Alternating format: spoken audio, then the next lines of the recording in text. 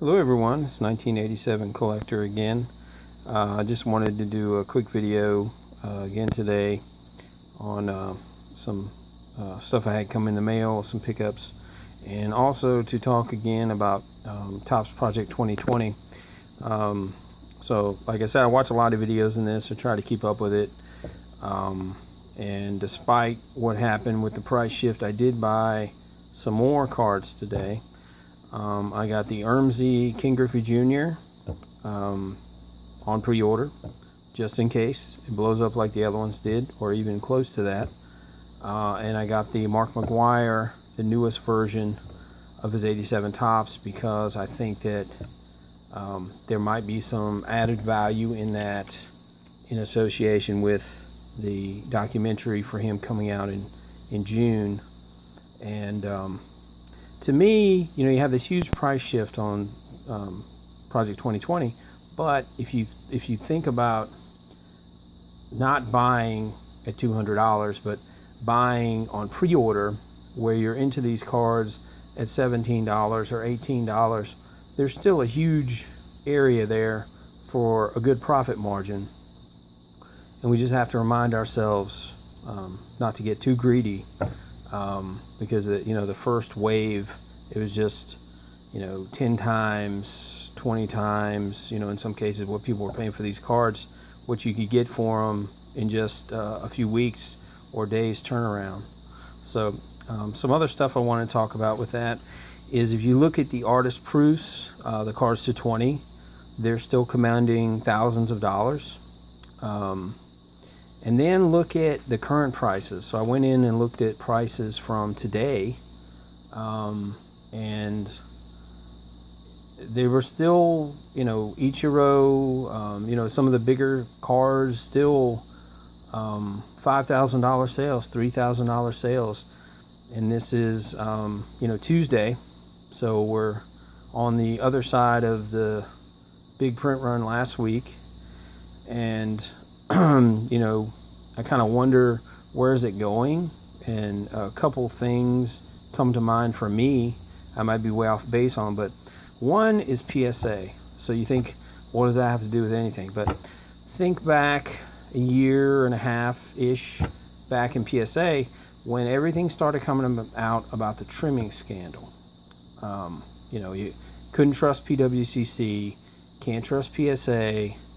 The cards are trimmed, they're doctored, they're altered, but they're still being given grades and sold to you as the consumer. And there's FBI investigation still going on, pretty compelling evidence. The Vintage Card Curator, his channel has done some very in-depth looks at cards like the Rickey Henderson 1980, on why that has so few PSA 10s, and it seems to be pretty much because PSA only wants a few PSA 10s out there. I'm not saying that to beat up on PSA. I'm just saying that everybody invested in PSA.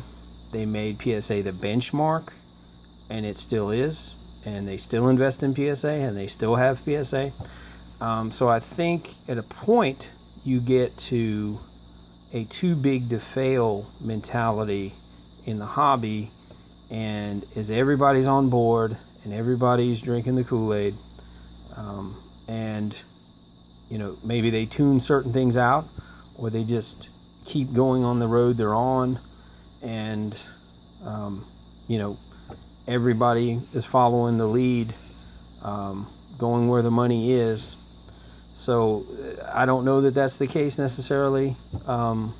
If there's a market correction to be made with Topps Project 2020, but to me, I thought about what happened with PSA, and there were some dips in prices, and there was some uncertainty.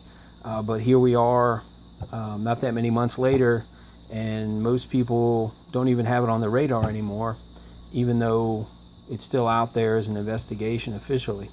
So maybe that's relevant, maybe not, but that's kind of what I thought about. If enough people have bought in that they have the money in this product, they're invested in this product, they're going to go the long haul with it.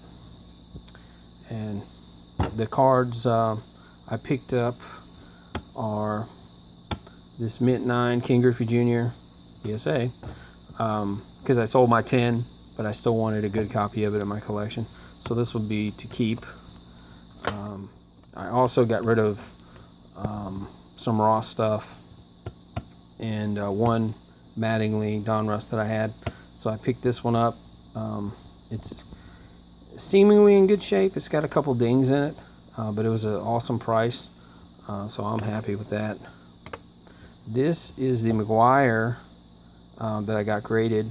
I showed you yesterday, but this is the Topps Tiffany version, which is raw, but very happy to have this. I think this is a card that'll continue to go up in value. And finally, I looked everywhere for a PSA graded copy of this, could not find one. Ended up with the some of you may be familiar with GMA, but it's basically an off-brand grading. But to get this graded by somebody in a slab, I wanted to have a copy of it. And again, being GMA, it was very, very cheap. So like I said, just a quick video tonight, kind of where Topps Project 2020 is, in my opinion, and where it may go. Time will tell. But I kind of feel like, and also like Silver Jackify, he made a comment yesterday or this morning on video. He thinks there'll be some kind of correction and stabilization, and maybe a lot of this selling came from Sports Card Investor pointing out that maybe this was a bad investment. So it goes back to how much of following some of these people have and how much their advice is followed. It could have been a contributing factor, but like I said, time will tell, and those are just some things that came to my mind when thinking about this and other things related to it and where it might go. But thanks for watching. We'll see you next time.